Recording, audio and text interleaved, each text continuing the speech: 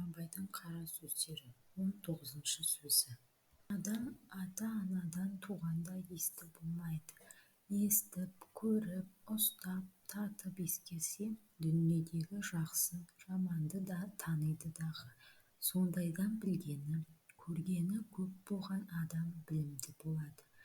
Естілердің айтқан сөздерін ескеріп жүрген кісі өзі де есті болады. Әрбір естілік жеке өзі іске жарамайды.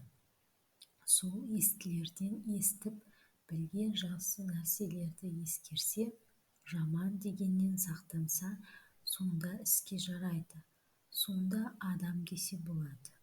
Мұндай сөзді есіткенде шайқақтап, шалықтанып, не салбырап, салғырттанып есітсе, не есіткен жерде қайта қайырып сұрап ұғайын деп тұшынбаса, не сол жерде сөздің расына көзі жетсе де шыға беріп, қайта қалпына кетсе, естіп есітпей не керек?